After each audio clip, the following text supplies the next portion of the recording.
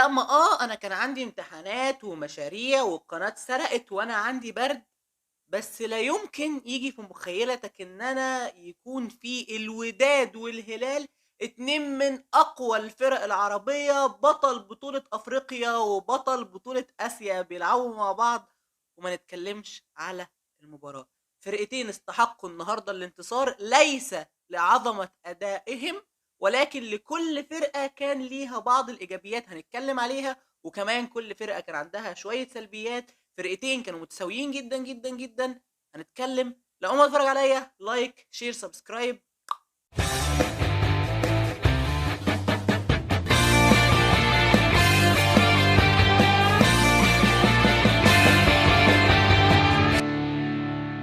طيب يا عزيزي، قبل اللجوء للتاكتكس والتشكيلتين اللي كانت 4-3-3 بشكل واضح مع اختلاف تحركات اللعيبة لكلا الفرقتين، حابب أتكلم عن النقطة الإيجابية والنقطة اللي من وجهة نظري كانت تخلّي الوداد ممكن يكسب المباراة.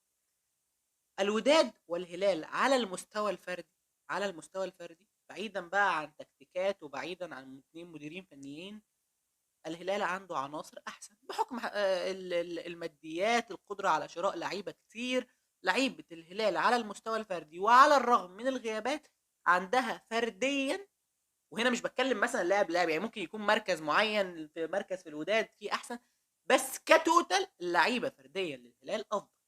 ولكن ما هي النقطة اللي كانت مرجحة كفة الوداد للفوز بالمباراة، ولو ما حصلش الخطأ أو لو ما حصلتش ضربة الجزاء اللي جت في آخر المباراة كانت الوداد هتكسب بسببها؟ فكرة الروح.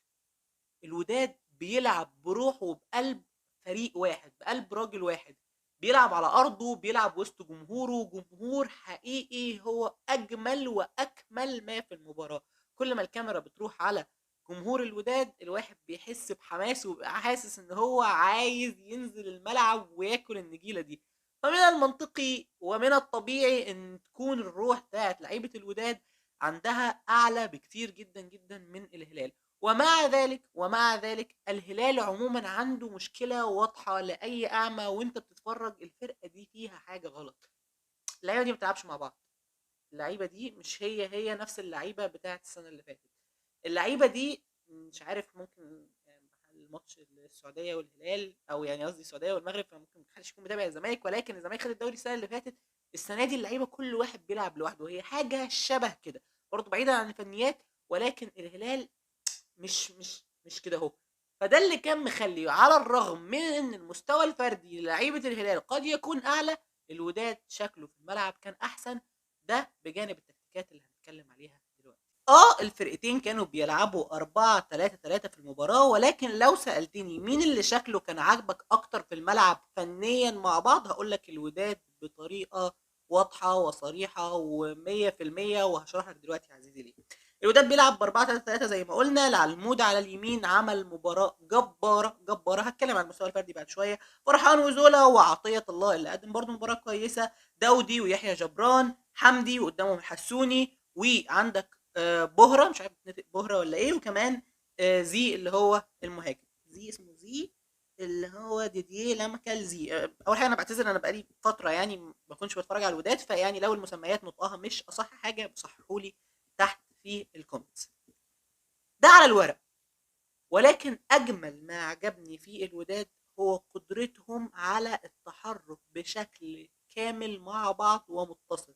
يعني في حالة الدفاع كنا دايما بنلاقي واحد من ثلاثي نص الملعب سواء جبران او داودي او الجعدي نازل تالت ورا. انا اصلا في اوقات كتير جدا كنت بشك ان التشكيله 5-4-1 او 3 يعني، او 3 مثلا واثنين من الباكات طايرين في اليمين. كان بيرجع بهره وكان بيرجع الحسوني وواحد من النص الملعب بيرجع في الدفاع، فكانت الخطة أشبه ب5-4-1، تضييق مساحات جبار، قتل أي فرصة خطورة للهلال البطيء جدا واللي أصلا مش محتاج حد يضيق عليه المساحات عشان هو يبقى أبطأ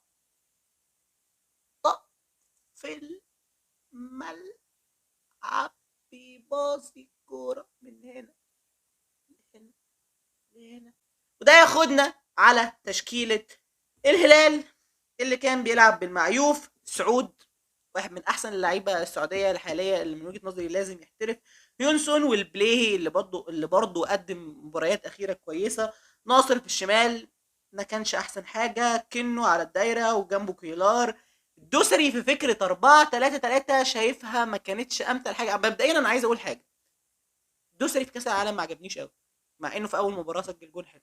ما عجبنيش قوي الدوسري في مباراه النصر وباريس سان جيرمان، ما عجبنيش قوي. ما اتفرجش على كل مباريات الدوري اصلا، الماتشات بتاعت الدوري السعودي ما بتتعرضش يعني في مصر، ولكن الدوسري مش هو الدوسري.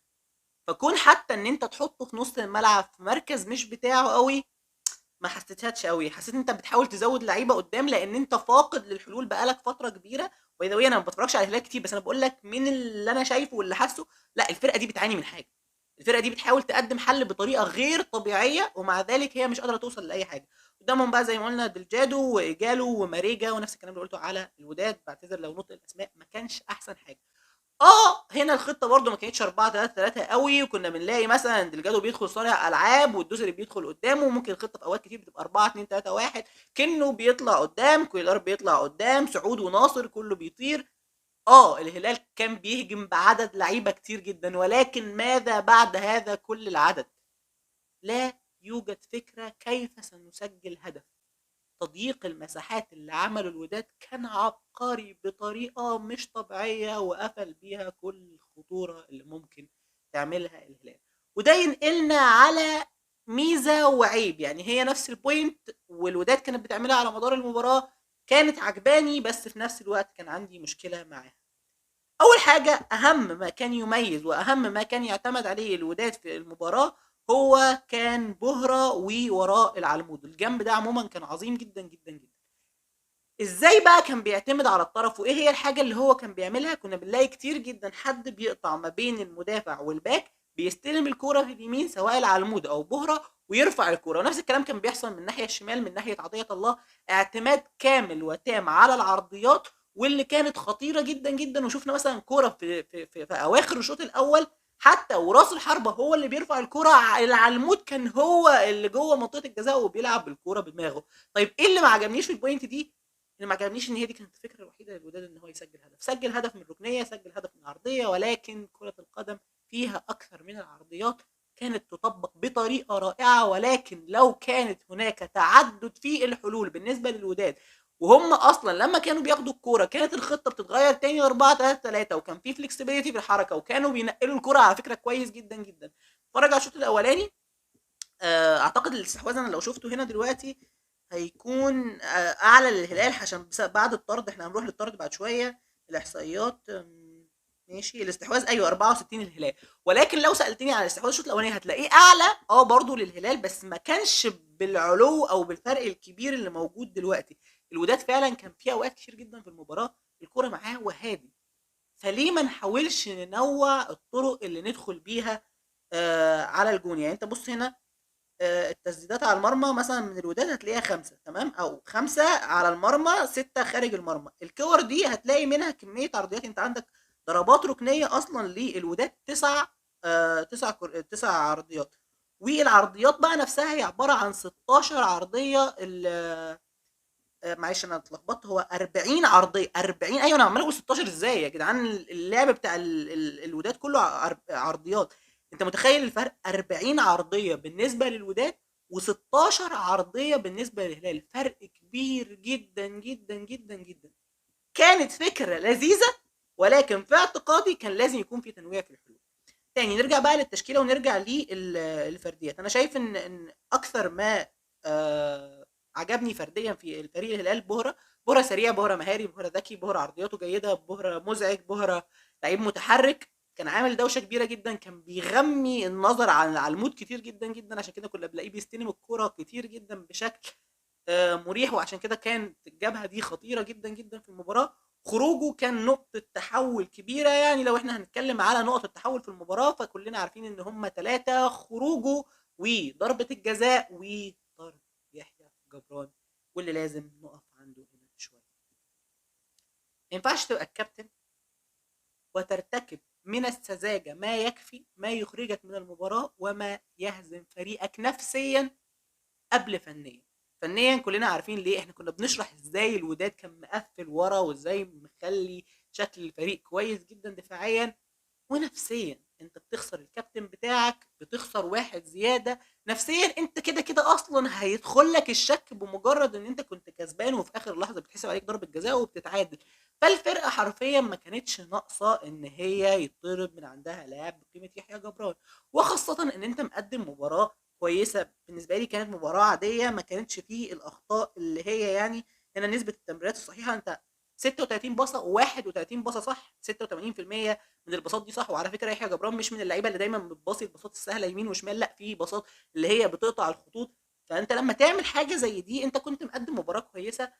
خروجك عن اعصابك في وقت زي ده، طيب باقي زمايلك في الفرقه هيكون ايه رده فعلها؟ الشوط الاولاني الاضافي كان الهلال يقدر يكسب الوداد بسهوله جدا لان اللعيبه كانت خارج المباراه تماما. شفنا الكره اللي جت لماريجا ولكن ماريجا حطها في السماء. فكان الوداد في الفتره دي ممكن يخسر.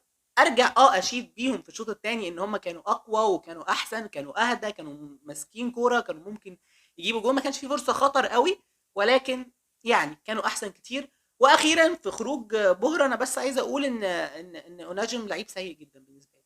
من ايامه هو في الزمالك لعيب سيء جدا. يمكن زمان كان حلو لكن مفيش مقارنه. يعني انت لما تشوف بهره وتشوف هو مثلا مفيش اسم تاني، الاسم الاولاني اللي هو سيف الدين. سيف الدين ده سهله. سيف الدين لو لما يعني انت ممكن حتى تقول على نجم لعيب عادي، لكن لما تيجي تقارنه بسيف الدين، لا مفيش مقارنه. سيف الدين احسن بكتير. ولا انا شايف ان نجم لا يصلح للعب في فريق بحجم الوداد من وجهه نظري. واكتبوا لي رايكم تحت في الكومنتس. مفيش مقارنه. تعالوا نروح بقى تاني شويه للهلال. واستوقفني في الهلال ماريجا. انا اتفرجت على ماريجا قدام الزمالك، اتفرجت على ماريجا قدام الاهلي في كاس العالم، اتفرجت على ماريجا اتفرجت على ماريجا كتير عموما. تمام. ولا مره كان مقنع بالنسبه لي. بالمناسبه انا كنت عايش في السعوديه وكنت بكلم واحد صاحبي سعودي بيشجع الهلال جدا جدا وهو مقتنع تماما ان هو لعيب كويس. وبالمناسبه ممكن يكون هو ارقامه في الدوري السعودي عاليه، ولكن يصادف كل ما بتفرج عليه تحسه ما عندوش الحلول. قوي، سريع نوعا ما، يعني مش سريع يعني اللي هو خطوته اطول مثلا من اللي جنبه. لو دخل في الالتحام هو في الغالب هياخد الكوره. بس في حاجه مش عارف، ما اقنعنيش. وكمان اجاله ده مش هو اجاله اللي كان بيلعب في مباراه الزمالك. اجاله في مباراه الزمالك كان مرعب. اجاله النهارده جات له، يعني اجاله اكتر من كوره جوه منطقه الجزاء. كنت حاسس انه مخه بطيء زي الحركه بتاعه الهلال بالظبط. نص الملعب بتاع الهلال اكتر مكان كان عاجبني كنه من كاس العالم، وانا يا جماعه مبهور بيه انبهار بوسكيتس في الملاعب السعوديه يا جدعان. انا بحب لعيبه نص الملعب جدا، مغرم بيهم. يعني انا بحبهم اكتر من حبيبتي يا جدعان والله بجد بجد. انا بعشق لعيبه خط النص، خاصه الهاديه الراسيه اللي ما بتتفزلكش كتير، اللي كورتهم صح. يمكن يكون كأنه مش احسن محور دفاعي في الكوكب زي بوسكيتس، ولكن مع وجود كولار جنبه على فكره كأنه النهارده ما قدمش مباراه عظيمه. وبالاحصائيات انا خلينا نشوف هو عدد التمريرات اللي هو عملها. بص بقى الفرق ما بينه وما بين يحيى جبران. هو بص ست باصات غلط برضه، ولكن باصي 83 باصه 77 منهم صح. رقم جبار جدا، رقم ما يطلعش غير من كده. ووجود كولار جنبه دفاعيا كان مقوي نص الملعب بتاع الهلال. افضل مراكز خط او افضل خطوط الهلال هو خط النص. خط الدفاع يمكن ما ارتكبش اخطاء كتير بغض النظر عن الجون اللي دخل. البلاي لعيب كويس، سعود لعيب كويس. خط الهجوم، لا، خط الهجوم النهارده بالنسبه لي كان غير مقنع تماما. سالم الدوسري كان علامه استفهام، علامه استفهام بقاله فتره، وعلامه استفهام تمركزه النهارده، وعلامه استفهام ادائه، وعلامه استفهام روحه.